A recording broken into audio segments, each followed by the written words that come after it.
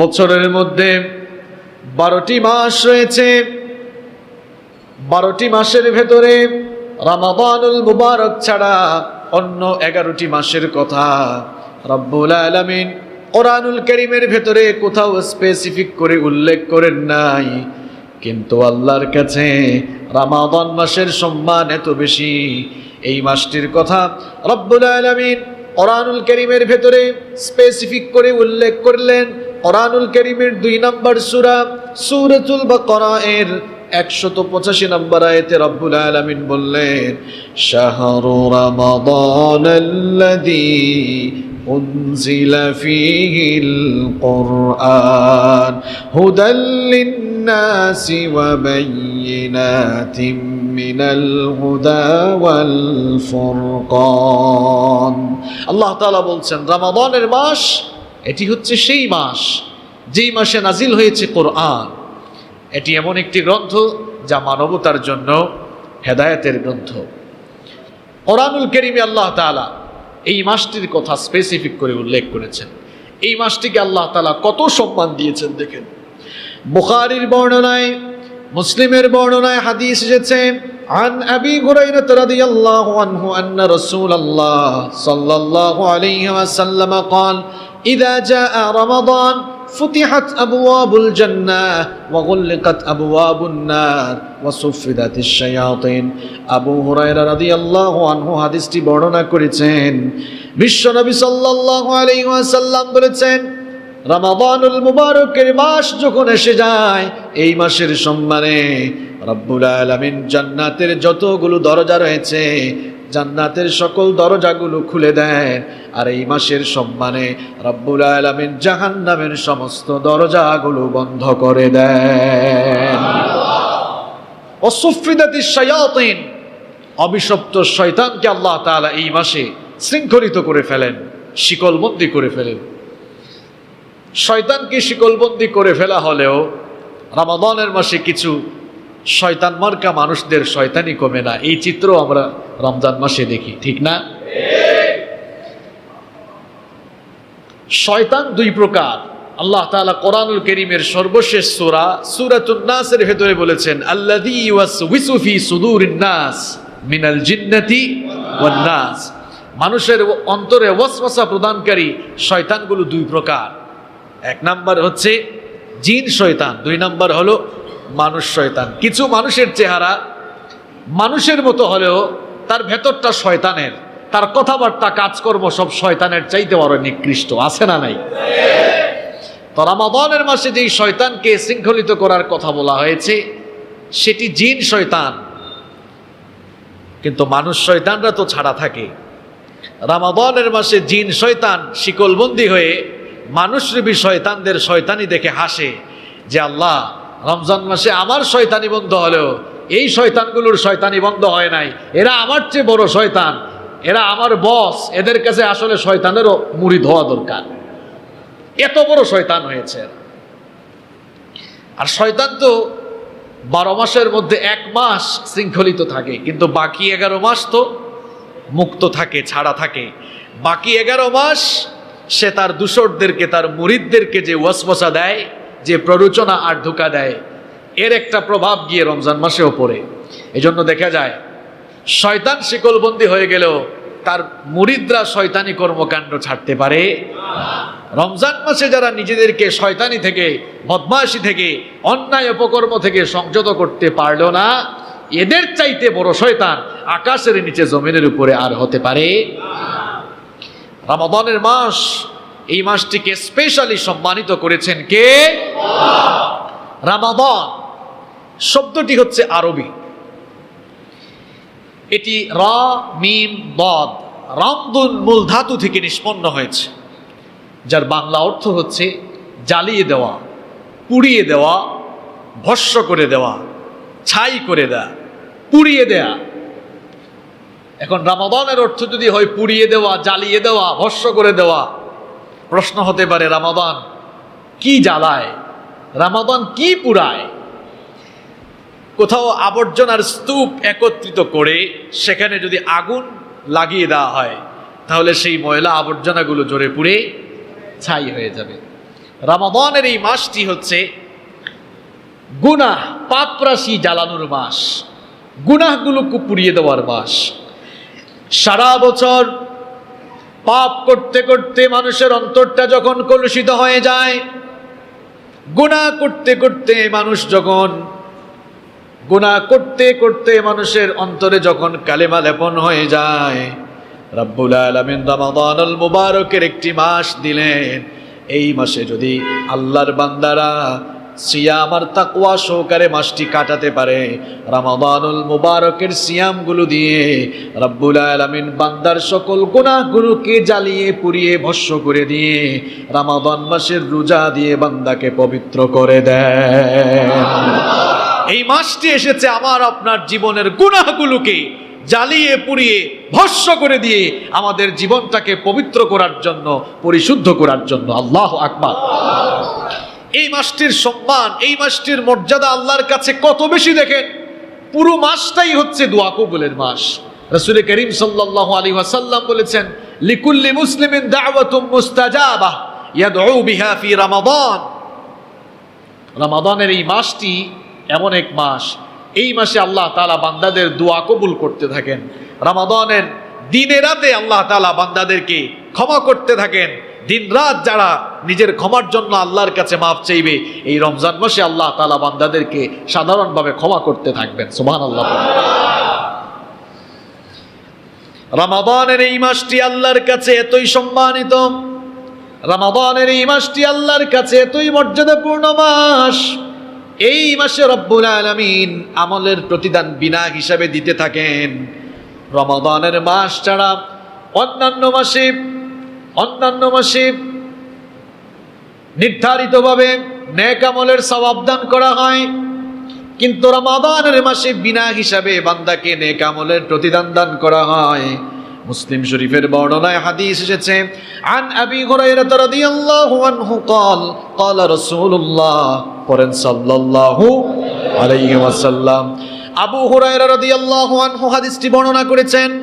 বিশ্বনবী সাল্লাল্লাহু আলাইহি ওয়াসাল্লাম বলেছেন, কুল্লু আমাল ইবনি আদম ইউদাআফুল হাসানাতু আশরু আমসালিহা ইলা 700 দিআফিন। বিশ্বনবী সাল্লাল্লাহু আলাইহি ওয়াসাল্লাম বলেছেন, আদম সন্তানের প্রত্যেকটি ভালো কাজের, প্রত্যেকটি নেক কাজের পুরস্কার রব্বুল আলামিন 10 থেকে 700 গুণ পর্যন্ত বৃদ্ধি করে দেন, ইল্লা সাওম, রোজা ছাড়া। কারণ রোজার মাসে আল্লাহ তাআলা রোজাদারদেরকে বিনা হিসাবে প্রতিদান দিতে থাকেন। চিন্তা করেছেন কত সম্মানিত এই মাস। আল্লাহ তাআলা এই মাসে বান্দাকে হিসাব করে নেকি দেন না, আল্লাহ তাআলা বলছেন আমি বিনা হিসাবে বান্দাকে নেকি দিতে থাকি। এই পবিত্র মাস আমাদের সামনে এসেছে, আলহামদুলিল্লাহ পড়েন। এই মাসটি আল্লাহর কাছে এত মর্যাদাপূর্ণ, এত সম্মানিত মাস। এই মাসে নেক আমলের প্রতিদান কিভাবে বাড়িয়ে দেওয়া হয় শুনেন। বিশ্বনবী সাল্লাল্লাহু আলাইহি ওয়াসাল্লাম বলেছেন, মান তাকাররাবা ফীহি বিখাসলাতিন মিনাল খাইরি কানা কামান আদ্দা ফরিদাতান ফীমা সিওয়া। বিশ্বনবী সাল্লাল্লাহু আলাইহি ওয়াসাল্লাম বলেছেন, এই মাসে যদি আল্লাহর কোনো বান্দা একটি নফল ইবাদত আদায় করে, অন্য মাসে ফরজ আদায় করলে যে পরিমাণ সওয়াব হয়, নফল আদায় করলে রমজান মাসে ফরজের সমান সওয়াব আল্লাহ আমলনামায় দান করে দেন। ওয়ামান আদ্দা ফীহি ফরিদাতান কানা কামান আদ্দা 70 ফরিদাতান ফীমা সিওয়া। রমাদানুল মুবারকে কেউ যদি একটি ফরজ আদায় করে, অন্য মাসে 70টি ফরজ আদায় করলে যে পরিমাণ সওয়াব হয়, একটি ফরজের জন্য 70টি ফরজের সমান সওয়াব আল্লাহ আমলনামায় দান করে দেন। শুধু তাই নয়, আল্লাহর নবী বলেছেন, ফা ইন্না উমরাতান ফীহি তা'দিলু হাজ্জা। এই মাসে আল্লাহর কোন বান্দা যদি একটি উমরা পালন করে, রব্বুল আলামিন আমলনামায় কবুল হজের সওয়াব দান করে দিবেন।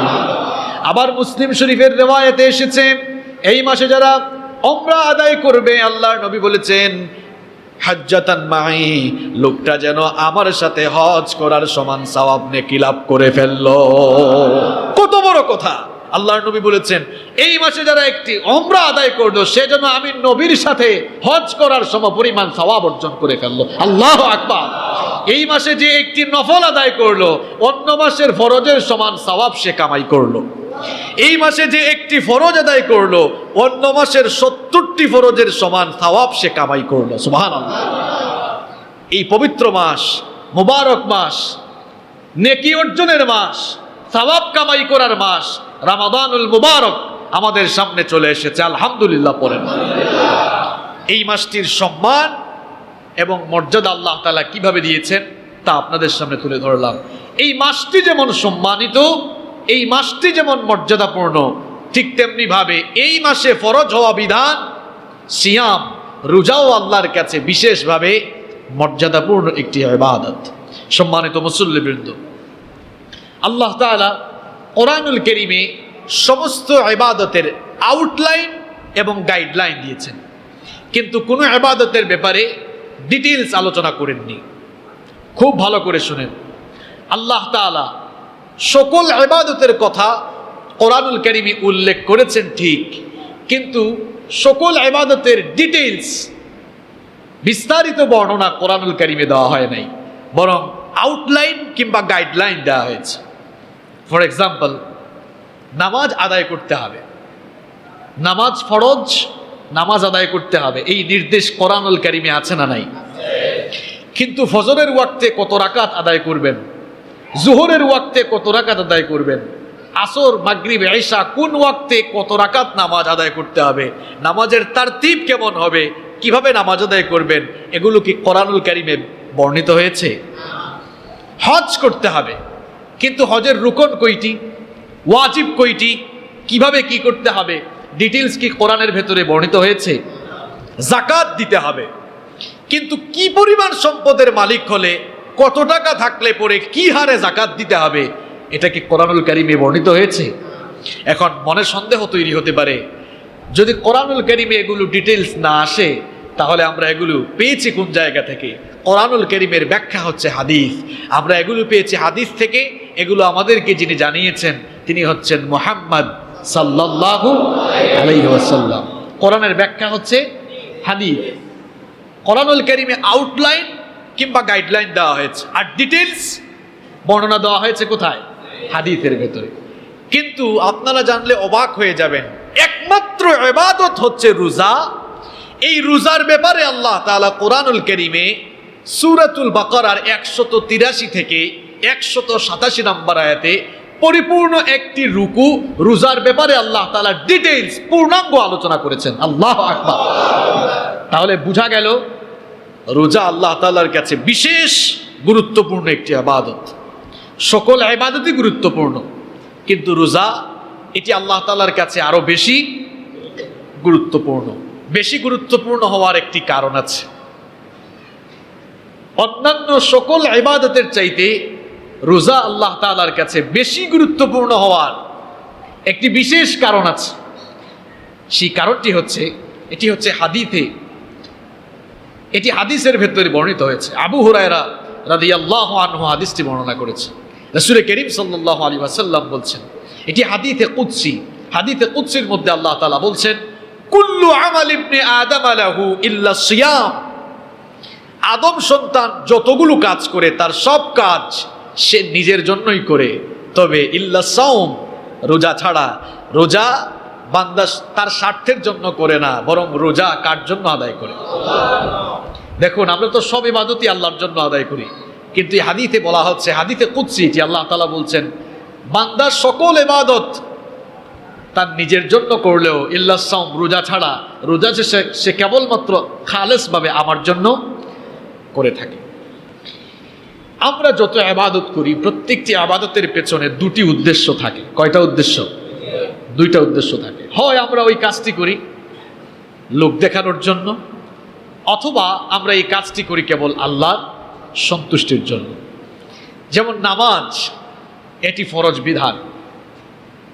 কিছু কিছু মানুষ আল্লাহ তাআলাকে সন্তুষ্ট করার পরিবর্তে মাঝে মাঝে মানুষ দেখাবার জন্য নামাজ আদায় করে। এটি আমি বলি নাই, কোরআনুল কারীমে বলেছেন কে? কোরআনে বলেছেন কে? আল্লাহ তাআলা বলছেন, মুনাফিকদের নামাজ হলো এমন, ইদা কামু ইলাস সালাতি কামু কুসালা ইউরাউনান নাস ওয়া লা ইয়াযকুরুনাল্লাহা ইল্লা কালিলা। আল্লাহ তাআলা বলছেন, মুনাফিকরা যখন নামাজে দাঁড়ায় অলসভাবে নামাজে দাঁড়ায়।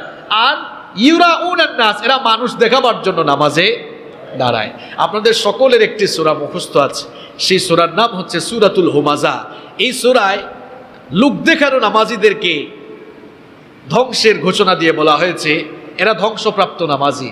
ফাওয়াইলুল লিল, বলেন ফাওয়াইলুল লিল আল্লাযীনা হুম আন সালাতিহিম সাহুন, আল্লাযীনা হুম, অর্থ কি? সারা জীবন তো নামাজে পড়েন, এর অর্থ হলো ফাওয়াইলুল লিল মুসাল্লিন, ওই নামাজিদের জন্য ধ্বংস। এরা ধ্বংসপ্রাপ্ত নামাজি কারা? আল্লাযীনা হুম আন সালাতিহিম সাহুন, নামাজের ব্যাপারে যারা উদাসীন। আর কি? আল্লাযীনা হুম ইউরাউন, যারা লোক দেখাবার জন্য নামাজ আদায় করে। লোক দেখাবার জন্য অনেকেই নামাজ আদায় করে। কিছু কিছু মানুষ দেখবেন নামাজ পড়া তার উদ্দেশ্য ছিল না, নিয়ত ছিল না, এমন এক জায়গায় পড়েছে সবাই নামাজ আদায় করছে, চিন্তা করলো আমি যদি নামাজে দাঁড়াই মানুষ তো আমাকে বেইজ্জত করে ফেলবে, এই জন্য নামাজে দাঁড়ালো। এই যে সে নামাজে দাঁড়ালো, আল্লাহকে সন্তুষ্ট করার জন্য নামাজে দাঁড়িয়েছে না মানুষ দেখাবার জন্য? এই ধরনের নামাজি ইলেকশন আসলে পরে বেড়ে যায়। কথা ঠিক? অনেক টাকা পয়সার মালিক, কোটি কোটি টাকা আছে, আমি যদি হজ না করি তো মানুষজন আমাকে নিয়ে ট্রল করতে পারে যে এত টাকা পয়সা আছে হজ করে না কেন, তো যাই বাইতুল্লাহ একটু হজ করে আসি। এই যে লোকটা হজে গেল আল্লাহকে ভয় করে, আল্লাহকে সন্তুষ্ট করার জন্য গেল না মানুষকে দেখাবার জন্য গেল? টাকা পয়সা আছে, আমি যদি যাকাত না দিই এলাকার মানুষ আমাকে নিয়ে সমালোচনা করবে, মানুষের সমালোচনা থেকে বাঁচার জন্য সে যাকাত দিল। এখন এই যে যাকাত দিল, আল্লাহকে খুশি করার জন্য দিল নাকি মানুষ দেখাবার জন্য দিল? তাহলে বোঝা গেল আমাদের প্রত্যেকটি ইবাদত নেক আমলের পেছনে কয়টা উদ্দেশ্য থাকে?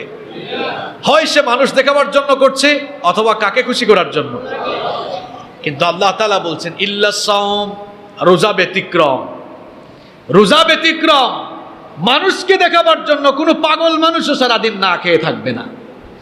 রোজা যারা রাখে সারাদিন উপবাসে থেকে, শুধু তো উপবাসে থাকার নাম রোজা নয়, আল্লাহর ভয়ে যেমন উপবাসে থাকে ঠিক তেমনি ভাবে আল্লাহর ভয়ে সকল অন্যায় অপকর্ম থেকেও নিজেকে বাঁচিয়ে রাখার নাম হচ্ছে সাওম, রোজা। তাহলে সারাদিন মানুষকে দেখাবার জন্য উপবাসে থেকে আর অন্যায় অপকর্ম থেকে কোনো পাগলও নিজেকে বিরত রাখবে না, কারণ রোজা যারা রাখে খাসভাবে কাকে খুশি করার জন্য রাখে। এজন্য আল্লাহ তাআলা বলছেন রোজা যারা রাখে তারা শুধুমাত্র আমার জন্য রাখে। আস-সাওমুলি, রোজা হচ্ছে আমার জন্য, ওয়া আনা আজজি বিহ, রোজাদারদেরকে আমি আল্লাহ আমার নিজের হাত দিয়ে পুরস্কার দেব। সকল নেক আমলের পুরস্কার আল্লাহ তাআলা ফেরেশতাদের মাধ্যমে বান্দাদের হাতে তুলে দিবেন। যদি এই ফজুমিয়া কন্ট্রাক্টর জামে মসজিদে কোনো অনুষ্ঠান হয়, আর অনুষ্ঠানে যদি কোনো প্রতিযোগিতা যদি হয়, প্রতিযোগিতায় ফার্স্ট সেকেন্ড থার্ড যদি কেউ হয়, তাহলে বলেন তো প্রথম পুরস্কারটা প্রধান অতিথির হাত দিয়ে দেওয়া হয় না বিশেষ অতিথির হাত দিয়ে দেওয়া হয়? নিশ্চয়ই প্রধান অতিথির হাত দিয়ে সেটা দেওয়া হয়। রোজা হচ্ছে আল্লাহ তাআলার কাছে সবচাইতে বেশি গুরুত্বপূর্ণ ইবাদত, বিশেষ মর্যাদা সম্পন্ন ইবাদত। এই জন্য আল্লাহ তাআলা সকল নেক আমলের পুরস্কার ফেরেশতাদের দিয়ে বান্দাদেরকে দেওয়ালেও রোজার পুরস্কার আল্লাহ তাআলা বান্দাদেরকে তার নিজের হাত দিয়ে দিবেন। অন্য বর্ণনা এসেছে ওয়া আনা উজ্জা বিহ, রোজাদারদের জন্য অন্য কোনো পুরস্কার নাই, রোজাদারদের পুরস্কার আমি আল্লাহ নিজেই হয়ে যাব। সুবহানাল্লাহ। রোজার পুরস্কার স্বয়ং কে? আল্লাহকে পেলে আর কিছু লাগে আপনাদের? ওই যে একটা ঘটনা প্রায় জায়গায় আমরা বলি যে এক বাদশা বিয়ে করছিল চারটা। কয়টা বিয়ে করছিল? একদিন চারটা বউকে ডেকে বলল যে তোমরা আমার কাছে কে কি চাও? প্রথম স্ত্রী বলল জাহাপনা, আপনি আপনার অনেকগুলো প্রাসাদ থেকে দুই একটা প্রাসাদ আমাকে দিয়ে দেন। বললেন ঠিক আছে যাও, দিলাম তোমাকে। দ্বিতীয় স্ত্রীকে বললেন তুমি আমার কাছে কি চাও? সে বলল আমাকে কিছু জায়গা সম্পদ দিয়ে দেন। তিনি বললেন ঠিক আছে যাও, দিলাম। তৃতীয় স্ত্রীকে বললেন তুমি কি চাও? বলল আমাকেও কিছু দেড়হাম স্বর্ণ মুদ্রা টাকা পয়সা দিয়ে দেন, দিলাম। চতুর্থ স্ত্রীকে বললেন তুমি কি চাও? এবার চতুর্থ স্ত্রী বলল মহামান্য বাদশাহ আমি আপনাকে চাই। বাদশাহ অবাক হয়ে গেল, আগের তিনজন তো কিছু না কিছু চেয়েছে, কিন্তু তুমি কিছু না কিছু না চেয়ে শুধু আমাকে চাচ্ছ কেন? তোমার কি টাকা পয়সা, রাজপ্রাসাদ, সম্পদ লাগবে না? তখন চতুর্থ স্ত্রী বলল, মহামান্য বাদশাহ, আমি আপনার অন্যান্য স্ত্রীদের মতো অত বোকাশোকা নই, আমি এদের মতো অত বোকা নই। আমি চিন্তা করে দেখলাম, আমি যদি আপনাকে চেয়ে আপনাকেই পেয়ে যাই, তাহলে অটোমেটিক্যালি আপনার সব কিছু তো আমার হয়ে যাবে। এই জন্য স্পেসিফিক কোনো সম্পদ, টাকা পয়সা বা রাজপ্রাসাদ না চেয়ে আমি আপনাকেই চেয়েছি, কারণ আপনাকে পেলে আপনার সব আমার হয়ে যাবে। তো আল্লাহ তাআলাকে যদি আমরা পেয়ে যাই, রোজার পুরস্কার হিসেবে যদি আমরা আল্লাহ তাআলাকে পেয়ে যাই, তাহলে আল্লাহর জান্নাত, আল্লাহর সমস্ত নেয়ামত, এগুলো তো অটোমেটিক আমাদের হয়ে যাবে, ঠিক কি না? আল্লাহ তাআলা এজন্যই বলছেন, রোজার পুরস্কার স্বয়ং বান্দার জন্য আমি নিজেই হয়ে যাব। আল্লাহু আকবার। রোজা এটি আল্লাহ তাআলার কাছে কত গুরুত্বপূর্ণ ইবাদত দেখেন। কিয়ামতের দিন রোজা রোজাদারদের জন্য সুপারিশকারী হয়ে যাবে। কিয়ামতের দিন আল্লাহর অনুমতি ছাড়া কেউ আল্লাহর কাছে সুপারিশ করতে পারবে না। কিয়ামতের দিন 4 শ্রেণীর মানুষরাই কেবল আল্লাহর কাছে সুপারিশ করতে পারবেন। জোরে কোন কয় শ্রেণী? 1 নাম্বার হচ্ছে মিনান নবিয়্যিন, নবীগণ। আর নবীগণের মধ্যে সবার আগে যাকে শাফায়াতের অনুমতি দেওয়া হবে তিনি হচ্ছেন আমাদের নবী মুহাম্মদ, পড়েন সাল্লাল্লাহু আলাইহি ওয়াসাল্লাম। সবার আগে তিনি শাফায়াতের সুযোগ পাবেন। আমার নবী শাফায়াত করার আগ পর্যন্ত কিয়ামতের দিন অন্য কোনো নবীরা শাফায়াত করার সুযোগ পাবেন না। কিয়ামতের দিনটা বড় ভয়ঙ্কর হবে।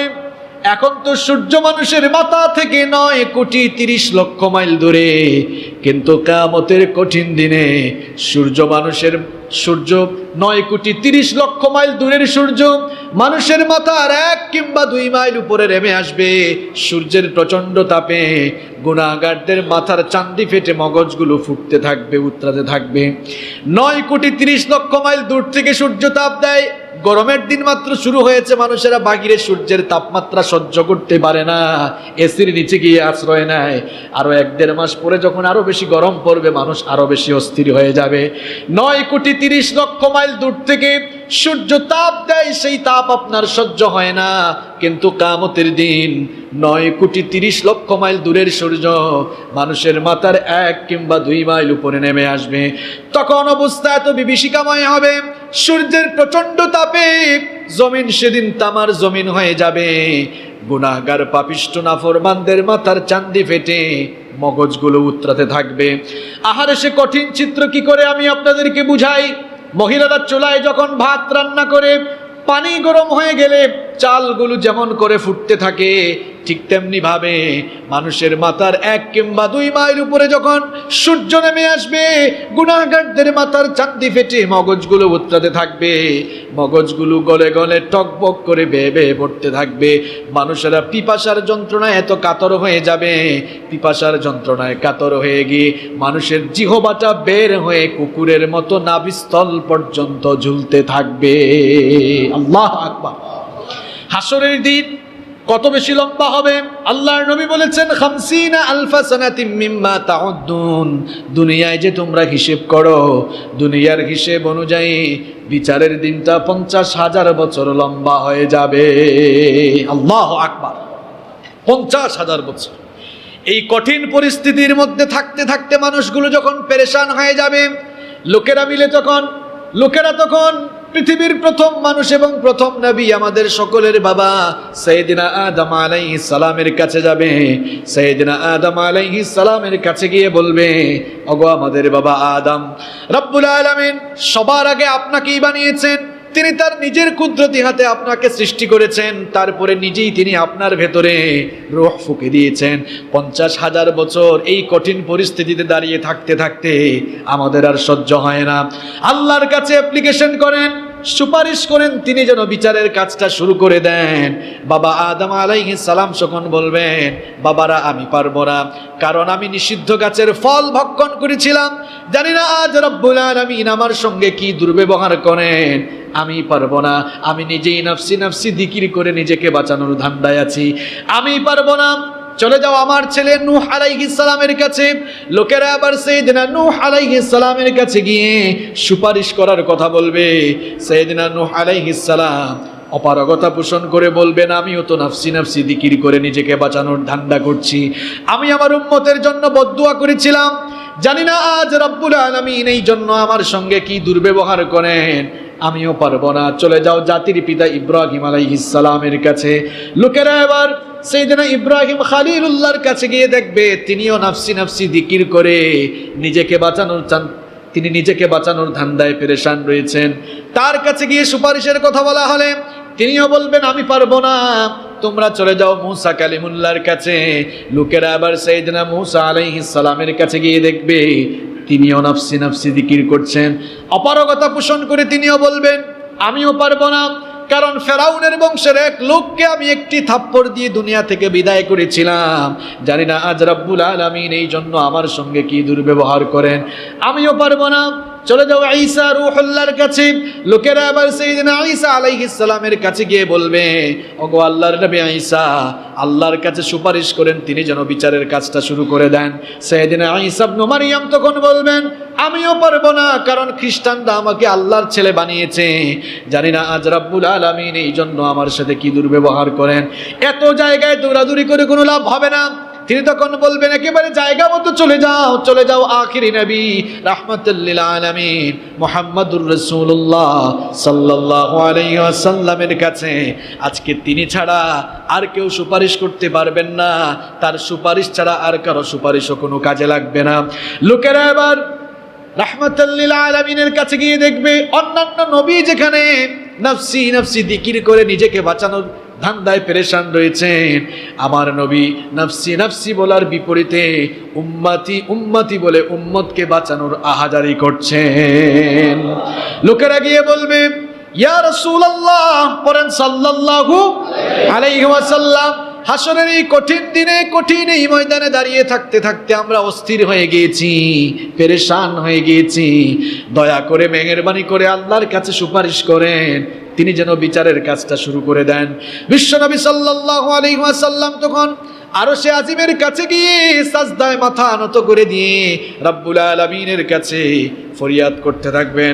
আল্লাহ তাআলার রহমতের দরিয়ায় তখন জোশ মারবে।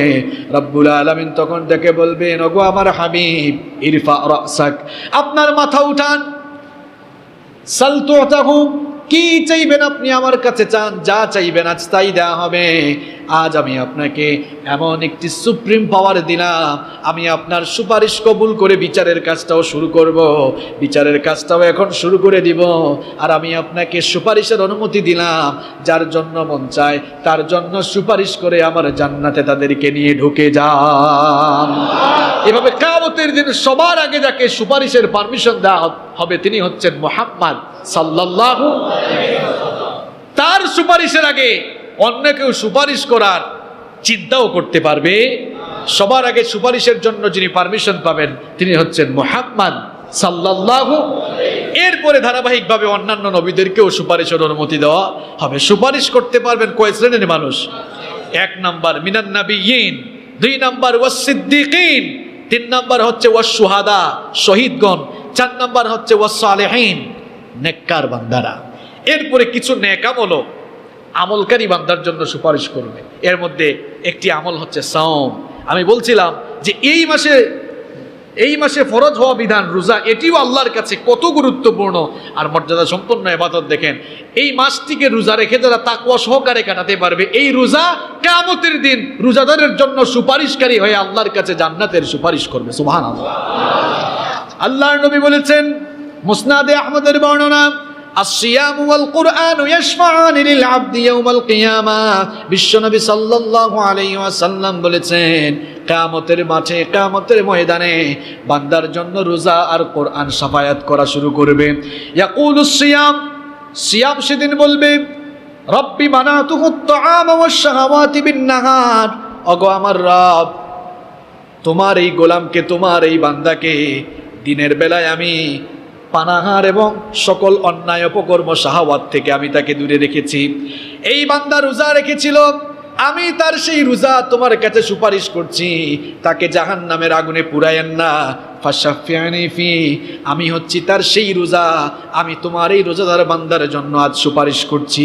রব্বুল আলামিনের কাছে রোজা যখন সুপারিশ করবে, রোজাদারের রোজা যখন আল্লাহর কাছে সুপারিশ করবে, রোজাদারের রোজার সুপারিশের কারণে রব্বুল আলামিন ওই রোজাদারকে মাফ করে তার জান্নাতের ভেতরে ঢুকাবেন। রোজার মাস রমজান মাস যেমন গুরুত্বপূর্ণ, এই মাসের ফরজ হওয়া বিধান রোজাটাও তেমন গুরুত্বপূর্ণ। কিয়ামতের দিন এই রোজা রোজাদারদের জন্য সুপারিশকারী হয়ে যাবে। আল্লাহু আকবার। রোজা হচ্ছে জাহান্নাম থেকে বাঁচার জন্য ঢাল শুরু। যুদ্ধের ময়দানে শত্রুর আক্রমণ থেকে বাঁচার জন্য যোদ্ধারা ঢাল ব্যবহার করে। ঢাল বুঝেন তো আপনারা? ঢাল এটি এক প্রকার প্রোটেকশন, অর্থাৎ শত্রু আক্রমণ করলে আপনি এটা দিয়ে কি করবেন? তা প্রতিহত করবেন, মোকাবেলা করবেন। এই জামানার অনেক লোকেরা ঢালের সাথে পরিচিত না, হয়তো যুবক ভাইরাও অনেকে নাম শুনলেও কখনো দেখে নাই। ঢাল হচ্ছে আপনি তরবারি দিয়ে বা তীর দিয়ে, কাউকে তীর দিয়ে আপনি তীরবিদ্ধ করলে, তীর ছুড়লে অথবা তরবারি দিয়ে আঘাত করলে এই ঢাল দিয়ে কি করা যায়? ওটা ফেরানো যায়। বলা হচ্ছে আস-সাওমু জুন্নাতুম মিনান নার কাজুন্নাতি আহাদিকুম মিনাল কিতাল। আল্লাহর নবী বলেছেন, যুদ্ধের ময়দানে যোদ্ধা শত্রুর তরবারি কিংবা তীরকে ঠেকাবার জন্য যেমন ঢাল ব্যবহার করে, রোজাদারদেরকে তেমন ভাবে অন্যায় অপকর্ম থেকে বাঁচায়। রোজাদারদেরকে জাহান্নাম থেকে এভাবে প্রটেক্ট করে। আল্লাহু আকবার। কিভাবে ঠেকায়? দেখুন, রোজা শুধুমাত্র খাবার দাবার ত্যাগ আর স্ত্রী সহবাস ত্যাগ করার নাম রোজা নয়। তাহলে হোয়াট ইজ ফাস্টিং? রোজা কি? আল্লাহর নবী রোজার সংজ্ঞা দিচ্ছেন, লাইসা সিয়ামু মিনাল আকলি ওয়াশ শুরব। শুধুমাত্র খাবার দাবার আর পানীয় থেকে বিরত থাকার নাম রোজা নয়। তাহলে প্রশ্ন হলো, রোজা কি? আল্লাহর নবী বলছেন, ইন্নামাস সিয়ামু মিনাল লাগওয়ি ওয়ার রাফাস। রোজা হচ্ছে আল্লাহর ভয়ে রোজাদার সুবহে সাদেক থেকে নিয়ে ইফতারের পূর্ব পর্যন্ত যেমন খাবার দাবার, পানীয় এবং স্ত্রী সম্ভোগ থেকে বিরত থাকে, ঠিক তেমনি ভাবে আল্লাহর ভয়ে উপবাস থাকার পাশাপাশি সকল অন্যায়, অশ্লীলতা, বেহায়াপনা, জুলুম, অনাচার, অবিচার, এক কথায় সকল পাপাচার থেকে নিজেকে মুক্ত রাখার নাম হচ্ছে রোজা।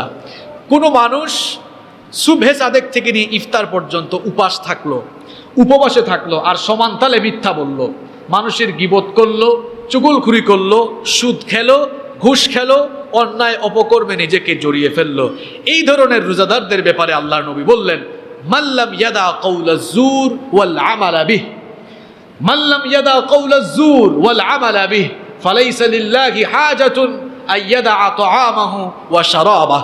এই ধরনের রোজাদারদের ব্যাপারে আল্লাহর নবী বলছেন যে, যেই লোক রোজা রাখার পরে অন্যায় অপকর্ম, পাপাচার থেকে নিজেকে বাঁচাতে পারলো না, এই ধরনের রোজাদারের সারাদিন উপবাসে থেকে উপাস থাকার কোনো মূল্য, কোনো দাম আল্লাহর কাছে। তাহলে বুঝতে পেরেছেন, রোজা হচ্ছে আল্লাহর ভয়ে খাবার দাবার, পানীয় যেমন আমরা ত্যাগ করি, ঠিক তেমনি ভাবে আল্লাহর ভয়ে সকল পাপ থেকেও নিজেকে মুক্ত রাখার নাম হচ্ছে রোজা। তাহলে একজন মানুষ রোজা রেখে যখন সকল অন্যায় অপকর্ম থেকে নিজেকে বিরত রাখে, এই রোজা কি তার জন্য ঢাল হিসাবে কাজ করে না? অবশ্যই ঢাল হিসাবে কাজ করে। এই জন্য আল্লাহ নবী বলেছেন, রোজা হচ্ছে ঢাল স্বরূপ। এই রোজা রোজাদারদেরকে অন্যায় অপকর্ম থেকে বাঁচিয়ে রাখে। আমার ভাইয়েরা, এই রমাদানের মাসের রোজা আল্লাহর কাছে এত সম্মানিত, এত গুরুত্বপূর্ণ, এত মর্যাদাপূর্ণ। এই মাসটিকে যারা তাকওয়া দিয়ে ভরে দিতে পারবে, আল্লাহ যেভাবে চান সেভাবে যারা সিয়াম পালন করতে পারে, আল্লাহ যেভাবে চান, আল্লাহ যেভাবে সন্তুষ্ট হন, ওইভাবে যারা সারাটি মাস সিয়াম পালন করবে, সিয়াম সাধনা করবে, বুখারীর বর্ণনায়, মুসলিমের বর্ণনায় আল্লাহর নবী সেই সকল রোজাদারদের ব্যাপারে বললেন, মান সামা রমাদানা ঈমানান ওয়া ইহতিসাবান গুফিরা লাহু মা তাকদ্দামা মিন যামবি। আল্লাহ নবী বলেছেন, যেই সকল রোজাদারেরা ঈমান এবং সওয়াব লাভের আশায় সুন্দর করে এই মাসটিতে সিয়াম সাধনা করে, রব্বুল আলামিন তাদের পূর্ববর্তী জীবনের সকল গুনাহগুলোকে মাফ করে দেন। এই রোজা এসেছে আপনাকে পবিত্র করার জন্য, এই রোজা এসেছে আপনাকে পরিশুদ্ধ করার জন্য।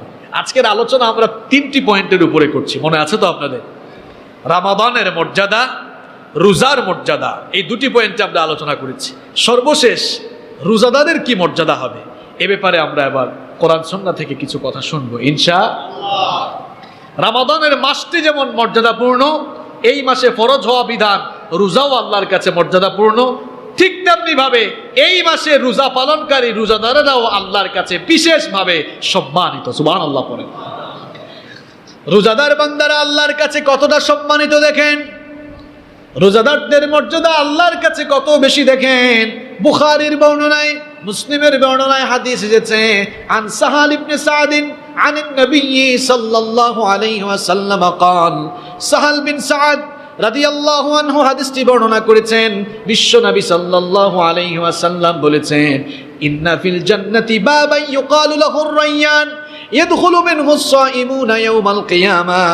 আল্লাহর নবী বলেছেন,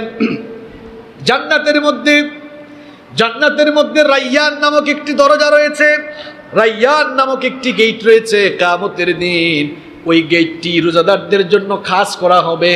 শুধুমাত্র রোজাদার বান্দারা ওই রায়্যান নামক দরজা দিয়ে জান্নাতের ভেতরে ঢুকতে পারবে। এই মসজিদে ঢোকার জন্য কয়েকটা দরজা আছে না? জানালা দিয়ে কেউ ঢুকতে পারবে? মানুষের যে সাইজ, এই জানালাতে গ্রিল আছে, এই গ্রিলের ছিদ্র দিয়ে হাত ঢুকবে, কিন্তু পুরা মানুষ ঢুকতে পারবে? তাহলে মসজিদে ঢুকতে হলে এখানে মনে হয় দুইটা দরজা আছে, এইদিকে একটা আর এইদিকে আরেকটা। জান্নাতে ঢুকতে হলে জান্নাতেও তো দরজা আছে, তাই না? জান্নাতে যতগুলো দরজা রয়েছে, একটি দরজার নাম রয়েছে রায়্যান। দরজাটার নাম কি? সবাই বলেন, রায়্যান নামে জান্নাতে একটি দরজা রয়েছে। আল্লাহর নবী বলছেন ইয়াদখুলু মিনহু আস-সাইমুনা ইয়াওমাল কিয়ামা। এই গেট শুধুমাত্র রোজাদারদের জন্য সংরক্ষিত। রোজাদাররা ছাড়া এই দরজা দিয়ে অন্য কেউ প্রবেশ করতে পারবে না। কিয়ামতের দিন শুধুমাত্র রোজাদার বান্দারা এই গেট দিয়ে প্রবেশ করার সুযোগ পাবে। সুবহানাল্লাহ। আল্লাহ তাআলা হাসরের মাঠে বলবেন, আইনাস সাইমুন, আইনাস সাইমুন, রোজাদার বান্দারা কোথায়? রোজাদাররা তখন ফায়াকুমুন, আল্লাহ তাআলার এই ডাক শুনে সবাই দাঁড়িয়ে যাবে। আল্লাহ তাআলা তখন বলবেন, আসো, এই যে রায়্যান নামক দরজা দেখতে পাচ্ছ, এই রায়্যান নামক দরজা দিয়ে তোমরা রোজাদার বান্দারা ঢুকে আমার জান্নাতে দাখিল হয়ে যাও। সুবহানাল্লাহ। তাহলে রোজাদার বান্দাদের সম্মান আল্লাহর কাছে কম না বেশি? রোজাদারেরা আল্লাহর কাছে কত মর্যাদাবান মানুষ শুনেন। বুখারীর বর্ণনায়, মুসলিমের বর্ণনায় হাদিস এসেছে, ওয়াল্লাযী নাফসি বিয়াদিহি, আল্লাহর নবী বলেছেন, সেই সত্তার কসম যার হাতে আমার প্রাণ, লা খুলুফু ফামিস সাইমি আতয়াবু ইনদাল্লাহি মির রিহিল মিস্ক। রোজা রাখার কারণে সারাদিন মানুষ উপবাসে থাকে, না খেয়ে থাকার কারণে পেটের ভেতরে টক্সিন নামক এক জাতীয় গ্যাসের সৃষ্টি হয়, যার ফলে না খেয়ে থাকার কারণে রোজাদারের মুখ থেকে এক ধরনের দুর্গন্ধ বের হয়। রোজা থাকার কারণে, সারাদিন না খেয়ে থাকার কারণে তার মুখ থেকে যে দুর্গন্ধ বের হয়, আল্লাহর নবী বলেছেন, রোজাদারের মুখের সেই দুর্গন্ধ আল্লাহর কাছে মেশকে আম্বরের সুগন্ধির চেয়েও আরো পবিত্র। আপনার মুখের গন্ধটাও আল্লাহর কাছে মেশকের চাইতে আরো পবিত্র। আল্লাহু আকবার। এই হাদিস শুনে ফজিলতের জন্য কেউ আবার রমজান মাসে দাঁত ব্রাশ করা ছেড়ে দিয়েন না, যে হুজুর তো বলছে যে রোজাদারের মুখের দুর্গন্ধ নাকি আল্লাহর কাছে পবিত্র। ঠিক আছে, এক মাস যা হওয়ার হয়েছে, দাঁত ব্রাশ আর করবো না। আপনি সঠিক ব্যাখ্যা না বুঝে অপব্যাখ্যাতে যাইয়েন না। এটা দাঁত ব্রাশ না করার কারণে যে দুর্গন্ধ তৈরি হয় ওইটা না, বলা হয়েছে না খেয়ে থাকলে পেটের ভেতরে একটা গ্যাস জমে যায়, এর কারণে মানুষের মুখ থেকে একটি দুর্গন্ধ বের হয়। এটি না খেয়ে থাকার কারণে।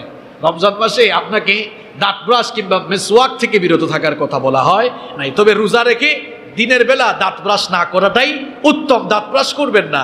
আপনি যখন সাহরির সময় উঠবেন, সাহরি খাওয়ার পরে ফজরের নামাজের আগেই, আজান হওয়ার আগেই সাহরি শেষ করি ব্রাশ করে ফেলেন। ব্রাশ করে একেবারে রোজার জন্য আপনি প্রস্তুত হয়ে যাবেন। আল্লাহ তাআলা আমাদেরকে তৌফিক দান করেন। তাহলে রমাদানের মাস যেমন গুরুত্বপূর্ণ, মর্যাদা সম্পন্ন মাস, ঠিক তেমনি ভাবে এই মাসে ফরজ হওয়া বিধান, রোজাও আল্লাহর কাছে বিশেষ মর্যাদাপূর্ণ ইবাদত। আবার রোজাদারেরাও আল্লাহর কাছে বিশেষ মর্যাদাপূর্ণ। রোজাদারেরা আল্লাহর কাছে এত বিশেষ মর্যাদাপূর্ণ, কিয়ামতের দিন রোজাদারদের সাথে আল্লাহ তাআলা বিশেষ সাক্ষাৎকারের ব্যবস্থা করবেন। সুবহানাল্লাহ। কিছুদিন আগে বাংলাদেশে অনেক দেশের রাষ্ট্রপ্রধানরা এসেছিলেন, তাদের সাথে কি আপনি দেখা করার সুযোগ পেয়েছেন নাকি? কথা বলেন, সুযোগ পান নাই। মনে করেন আমেরিকার প্রেসিডেন্ট জো বাইডেন বাংলাদেশ সফরে আসলেন, তো তিনি তো সফরে এসে বাংলাদেশের বিশেষ বিশেষ ব্যক্তিদের সাথেই সাক্ষাৎ করবেন, কিন্তু ধরেন তিনি ঘোষণা করলেন যে আমার আপনার মতো কোনো মানুষের সাথে সাক্ষাৎ করবেন, তা আপনি এই সাক্ষাতের ঘোষণা শুনলে আপনি খুশি হবেন কিনা? কথা বলেন না কেন? এটা একটা এক্সাম্পল দিচ্ছি, দৃষ্টান্ত আপনাদেরকে বোঝানোর জন্য। আমেরিকার প্রেসিডেন্ট বাংলাদেশে এসে ঘোষণা করলেন যে অমুকের সাথে আমি একদিন বিশেষ সাক্ষাৎ করব। ধরুন লোকটাও আপনি, আপনাকে নিয়ে তো মিডিয়ায় হইচই সৃষ্টি হয়ে যাবে যে অমুকের সাথে জো বাইডেন বিশেষ সাক্ষাৎ করবে, মিডিয়ায় হইচই। আপনার মনের মধ্যে একটা ঈদের ভাব, কম বড় কথা, আমেরিকার প্রেসিডেন্ট আমার সাথে বিশেষ সাক্ষাৎ করবে, নিজেকে সম্মানিত ফিল করবে, নিজেকে সে সম্মানিত ফিল করবে, সম্মানিত বোধ করবে।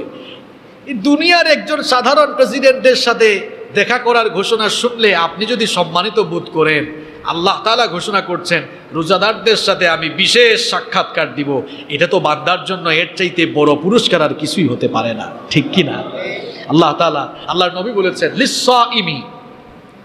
লিসসাইমি ফারহাতানি, রোজাদারদের জন্য দুটি আনন্দঘন সময় রয়েছে।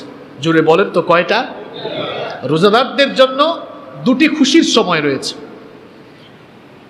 এক নাম্বার হচ্ছে ফারহাতুন ইনদা ফিত্রিহি, এক নাম্বার হচ্ছে ইফতারের সময়। কোন কোন মুহাদ্দিস এই ফিত্রিহি শব্দের ব্যাখ্যায় লিখেছেন যে এর দ্বারা ঈদুল ফিতরকে উদ্দেশ্য করা হয়েছে, অর্থাৎ রোজাদার ইফতারের সময় অথবা ঈদুল ফিতরের সময় একটি আনন্দ করে, আর আরেকটি আনন্দ হচ্ছে ওয়া ফারহাতুন ইনদা লিকাই রাব্বিহি, রোজাদারদের সঙ্গে যখন আল্লাহ তাআলা সাক্ষাৎ করবেন, দেখা করবেন, তাহলে বোঝা গেল রোজাদারদের সঙ্গে আল্লাহ তাআলা বিশেষভাবে সাক্ষাৎ করবেন। সুবহানাল্লাহ। রোজাদারদের জন্য দুটি আনন্দের মুহূর্ত আছে। এক নাম্বার হচ্ছে ইফতারের মুহূর্ত। সারাদিন একজন রোজাদার রোজা রাখলো, রোজা রাখার পরে ইফতারের আগ মুহূর্তে বিভিন্ন ধরনের ইফতারি তার সামনে নিয়ে যখন সে বসে, রোজাদারের মনে তখন একটা আনন্দ উচ্ছ্বাস প্রকাশ পায়। সারাদিন রোজা রেখে তার সামনে ইফতারের প্লেট নিয়ে বসেছে, তার সামনে শরবত আছে, খেজুর আছে, ছোলা, মুড়ি, পেঁয়াজু, বিভিন্ন ধরনের মিষ্টান্ন, বিভিন্ন আইটেমের ইফতারি তার সামনে। রোজাদার ইফতারি সামনে নিয়ে বসে আছে, কিন্তু আজানের অপেক্ষা করে, আজান না হলে সে খাবে। আচ্ছা বলেন তো, আপনি যদি আজান হওয়ার আগে আপনি যদি খাওয়া শুরু করেন, আল্লাহ তাআলা কি বিশেষ কোনো ফেরেশতা পাঠাবেন যে যা এই রোজাদারকে যে একটা থাপ্পড় মার, আজানের আগে সে খাইলো কেন? থাপ্পড় মারবে? মারবে না। কিন্তু এরপরেও আপনি খান না, আজানের অপেক্ষা করেন কার ভয়ে?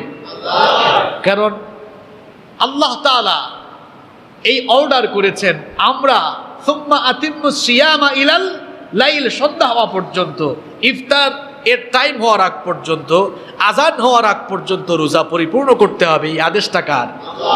আল্লাহর ভয়ে ইফতারির সামনে নিয়েও আমরা ইফতার করি না, কারণ আল্লাহর আদেশ পূর্ণাঙ্গ করার অপেক্ষা আমরা করি একেবারে আজান হওয়া পর্যন্ত অপেক্ষা করে, আজান হলে পরেই রোজাদার ইফতারি খাওয়া শুরু করে। সারাদিন রোজা রাখার পরে আজান হয়ে গেলে রোজাদার যখন বিসমিল্লাহ বলে ইফতার খাওয়া শুরু করে, সারাদিন রোজা রাখার পরে ইফতারিতে বসলে ইফতার খেয়ে যে তৃপ্তি পাওয়া যায়, যে একটা মজা লাগে, সারাদিন রোজা না রেখে ইফতার করলে সেই স্বাদ অনুভব করা যাবে না।